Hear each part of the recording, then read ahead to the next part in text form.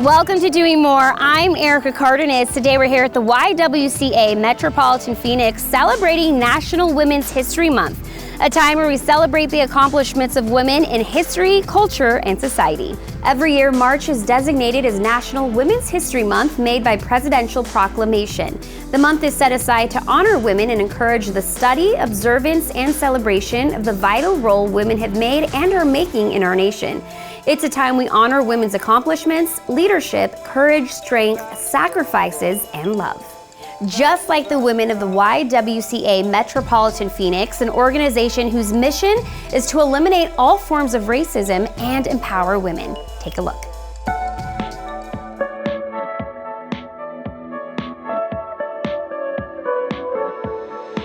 YWCA Metropolitan Phoenix has been in the Phoenix area for 111 years. From that time, we've been focusing on our mission of eliminating racism and empowering women, provide important services throughout the community, part of a national organization that has over 200 associations nationwide. So we're very pleased to be a part of that organization as well. In the Glendale area, and that's where our headquarters is now, for over 40 years, one of our primary programs, our senior meals and our senior nutrition program is based here in Glendale, where we cook and deliver and have congregate meals for older adults here in the Glendale area.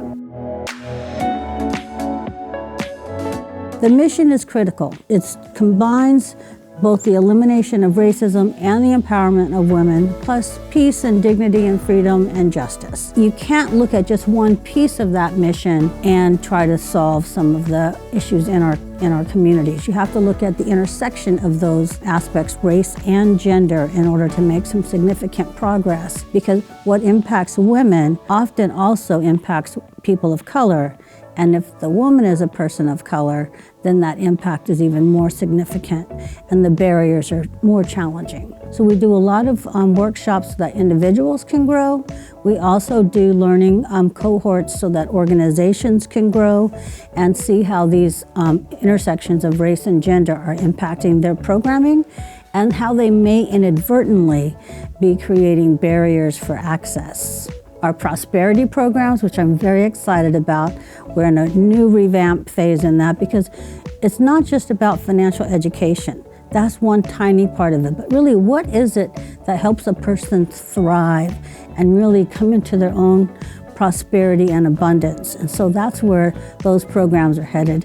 We really value our corporate partners, especially Cox.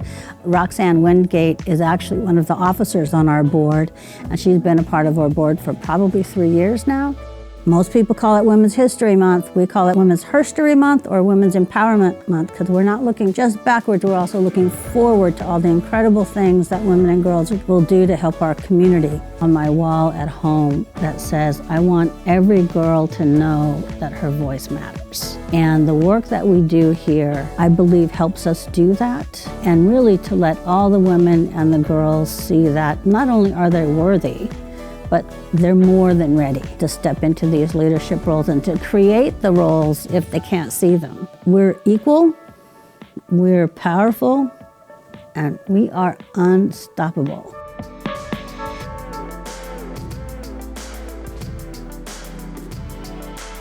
The YWCA is committed to empowering women and providing programs and services that equip women with the tools they need to impact their lives, their families' lives, and the lives of women around them.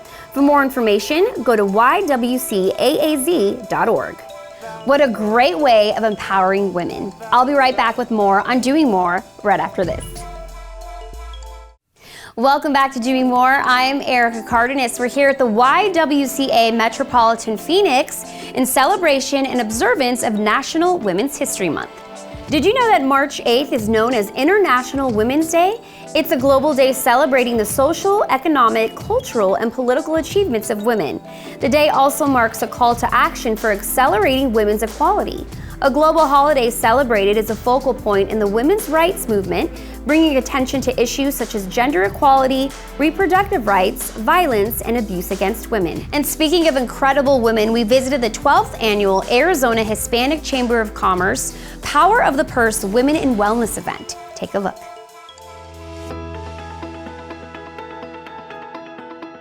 The Arizona Hispanic Chamber of Commerce is celebrating our 12th annual Power of the Purse event, focusing on women in wellness. We have a wonderful lineup of speakers talking about holistic health, why it's so important, particularly for women and women executives and women business owners, to make sure that they're not only taking care of their businesses, they're not only taking care of their families, but that they're taking care of themselves and practicing very important and critical self-care. One of the things that we host here at the Power of the Purse every year is a mini expo to really showcase our businesses, whether you're Latina, whether you're African American, whether you're Asian. All women contribute substantially, not only to the family, but to the economy. I think here at the Chamber, we all work really hard in making all of these things happen for our community, and we think it's very important to make them happen because we like to highlight different things that are going on, things that are pressing, questions that want to be answered, things that want to be shared, things that want to be talked about. We hope that everybody gets to enjoy, the fruits that come out of it. Women are an incredible force, and if you put us in charge, stuff gets done. And I think the world could benefit from listening to what we have to say. Putting a whole group of us together to learn from each other and hear each other is fabulous. I think about the women that will come after us, our succession plan, right? I know I stand on the shoulders of greatness. Great women who were brave enough, who were able to trailblaze so that I could walk that path. And recognizing women and lifting up women really helps us decrease that parity gap. We know that today Latinas are still making 54 cents on the dollar, and that in their lifetime they will lose $1.2 million in income. And so it's important to understand that we must do everything we possibly can to decrease that gender pay gap, to make sure that women are valued just like everyone else in society. It really feels like a dream for me personally because I could have not imagined to be in a space with so many like-minded women. Having a mentor in your life is paramount. Having someone that you know would have your back, you can confide in and help you and guide you, who you can bounce ideas off of, can give you advice, so you feel comfortable being who you are in your station. That's amazing, and that is the power of a strong womanhood. Arizona Hispanic Chamber of Commerce mission is to promote the success of Hispanic-owned businesses by facilitating business relationships, economic development, and sharing of knowledge for the benefits of the state of Arizona and the growth and success of its members. For more information, go to azhcc.com. We caught up with Delma Herrera, Vice President of Field Sales West Region at Cox Communications, as she shares her story. Take a look. We've had a really long-term relationship with CPLC and Cox, and through that partnership we've done several things. A large one, which is near and dear to my heart just based on my own childhood experiences, is the Esperanza Awards. So really recognizing teachers in the Latino community who help children who need that voice to help them and feel proud of themselves. We also do a lot of work with Connect to Compete.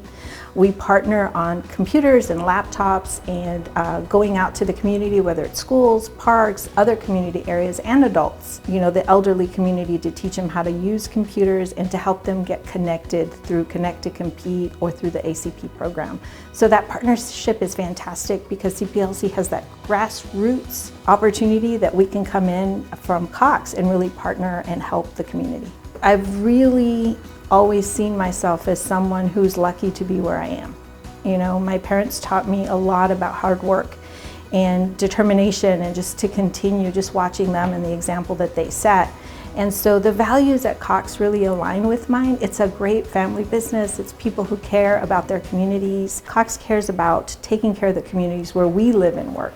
And that's important to me because I want to not only live there, but I want to give back. And Cox has allowed that through this partnership, and CPLC has been an amazing partner to get it done. There's always more to do to help women and women of color, women in general, really. in so many different ways. One of the first ways that we all as women have to really focus on to help one another is we tend as women to be afraid of taking that next step. And so we often question ourselves, and so we don't even take that first step many times because we're afraid.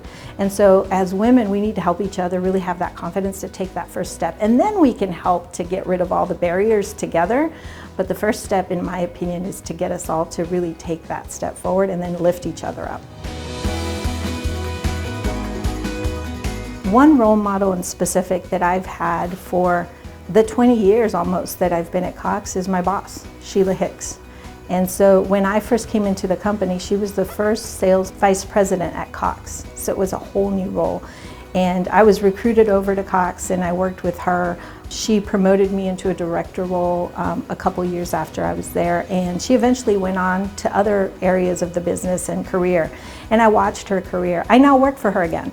And she came back and she's the National Senior Vice President of Sales at Cox. And so watching her career and knowing her from the beginning of my career at Cox has really been an inspiration for me. And she is supportive, she is accountable, she is caring, and she's driven. And watching that through my career has been pretty incredible.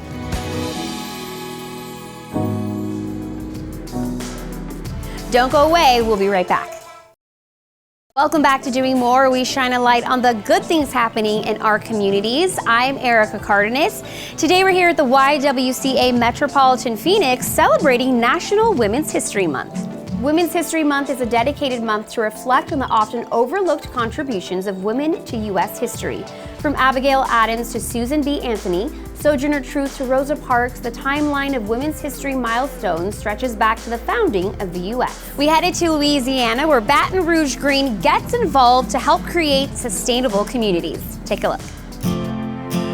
Baton Rouge Green supports the community by providing enhancements to the urban canopy. When the organization was first developed, it was seen as beautification, but now over time the organization has evolved. It's enhancing the infrastructure by providing stormwater, by providing carbon capture, and by providing trees that do just everything that trees provide for us in terms of making our environment healthy and more livable.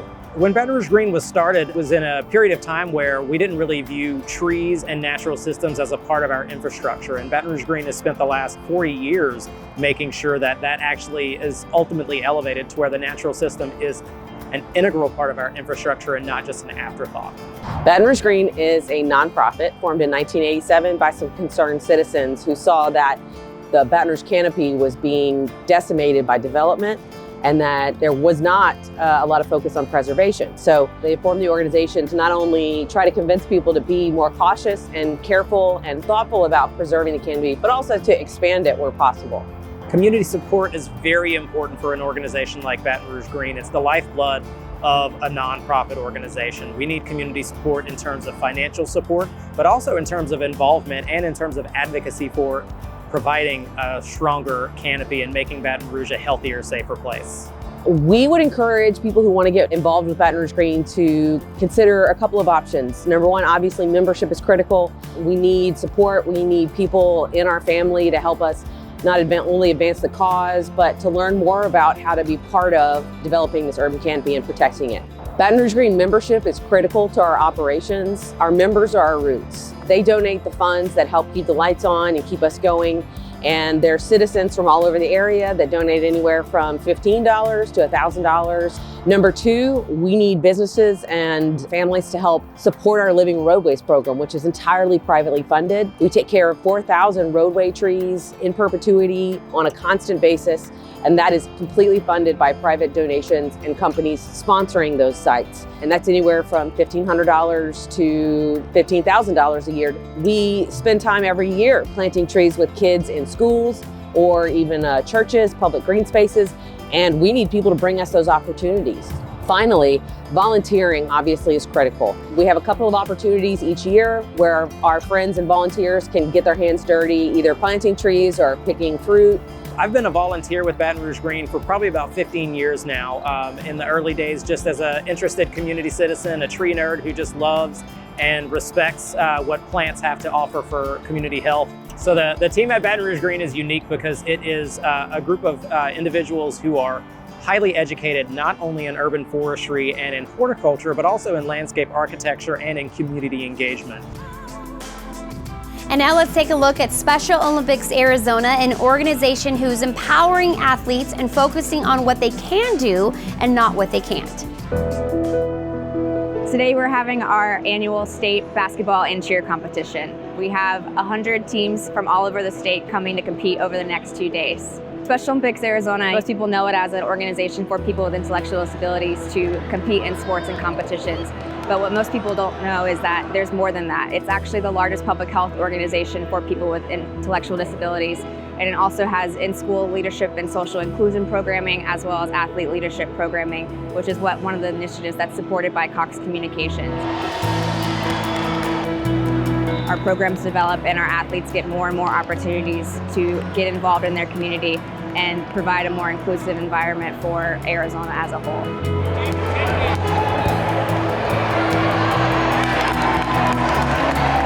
Basketball and cheer is the season that we have right now, but this will mark the end of our spring season and we'll transition into our summer season, which will include track and field, athletics, powerlifting, and volleyball.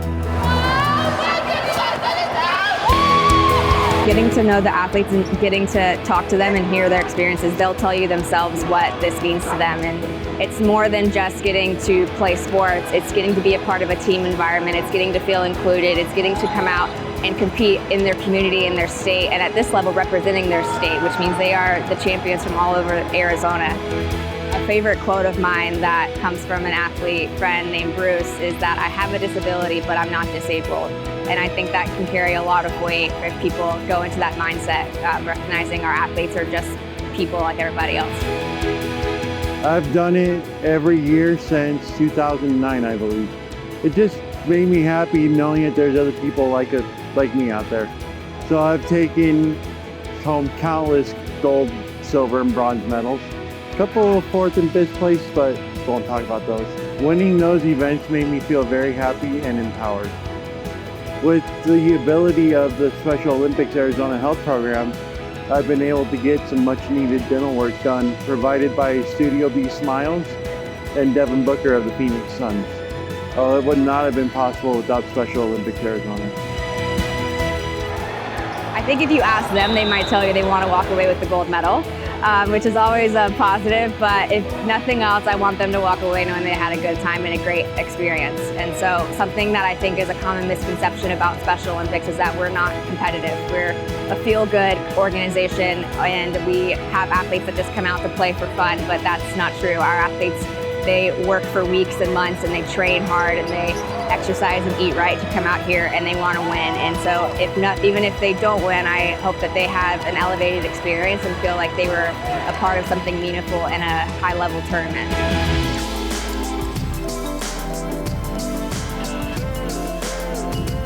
We'll be back with more on Doing More right after this. Welcome back to Doing More. We're celebrating National Women's History Month here at the YWCA Metropolitan Phoenix. Our final stop was at Banner Children's Hospital, where they were presented with the James M. Cox Foundation Award, which will provide a one-stop shop care. Take a look.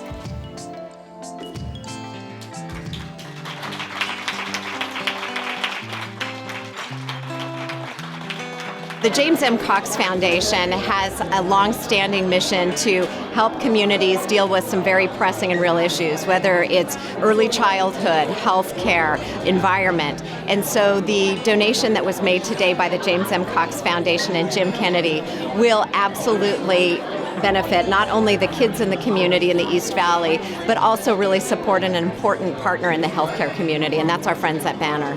So one of the amazing things about the partnership that Cox and Banner have had for many years is this donation today by the James M. Cox Foundation allows us to leverage and continue work that started 10 years ago when the James M. Cox Foundation made a $5 million grant to MD Anderson Cancer Center in Gilbert.